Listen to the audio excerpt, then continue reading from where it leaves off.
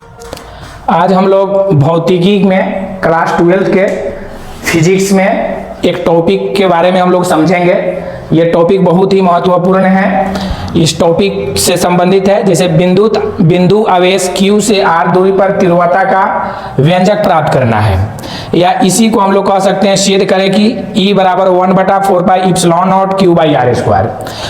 इसी को आज हम लोग को सिद्ध करना है, इसका व्यंजक प्राप्त करना है। अब हम लोग देखेंगे ये क्लास 12 के फिजिक्स में ये बहुत इंपॉर्टेंट टॉपिक है। मान लिया कि यहाँ पर एक बिंदु आवेश है जिसको हम लोग O से सूचित किए हैं, इस पर चार्ज है +Q। इसे कुछ दूरी पर एक पॉइंट P है, उस पर आवेश Q है। इस P से कुछ दूरी पर विद्युत क्षेत्र की तीव्रता के बारे में समझना है। यहाँ पर इसका इंटेंसिटी कितना होगा इसी के बारे में हमको जानना है। और O से P के दूरी हमने R मान लिया है। इसकी सहायता से अब हम लोग इतना सूत्र को क्या करेंगे, प्राप्त करेंगे। तो सबसे पहली बात, इस सूत्र को प्राप्त करने से पहले हम लोग ध्यान देंगे, कूलॉम का नियम पढ़े हैं, कूलॉम के नियम को लाना पड़ेगा, तब उसके बाद में यह व्यंजक सिद्ध हो सकता है। जैसे हम लोग जानते हैं, हम लिखेंगे, हम जानते हैं कि F बराबर 1/4πε0 Q1 × Q2/r²। ये कूलॉम के नियम से हम लोग पढ़े हुए थे, मगर अब यहाँ पर हमको देखना है, यहाँ पर ये जो आवेश है बड़ा Q है, तो इसको हम मान लेते हैं Q1 बराबर बड़ा वाला Q। इस पर जो चार्ज है इसको हम मान लेते हैं Q2 बराबर छोटा वाला Q, और इस पर इसको रख देते हैं, मगर सदिश फॉर्म में है तो आप इस पर सदिश भी लगा सकते हो। 1/4πε0 Q/r², और यूनिट वेक्टर R में लिख, जिसको हम समीकरण 1 कह देते हैं।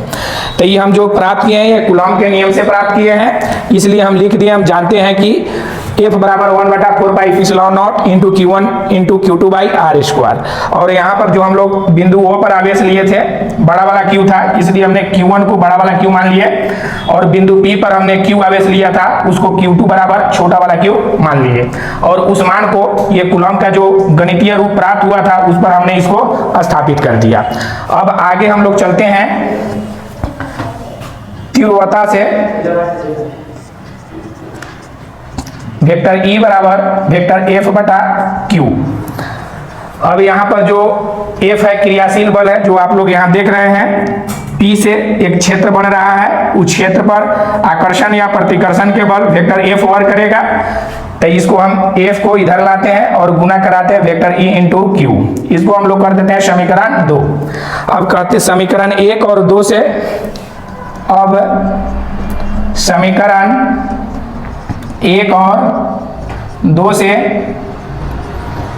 तो यहाँ पर अब हमको देखना है कि यहाँ पर वेक्टर F और यहाँ पर भी वेक्टर F, यानी दोनों क्या है, बराबर है। तो मैथमेटिक्स में कहता है कि अगर K बराबर अगर L है, फिर K बराबर M है, तो ये अगर दोनों बराबर होगा तो L और M भी आपस में बराबर होंगे। ये मैथमेटिक्स का रूल है। इस तरह से हम लोग यहाँ लाते हैं वेक्टर E × Q बराबर 1/4πε0 Q/r², और यहाँ पर एक यूनिट वेक्टर है।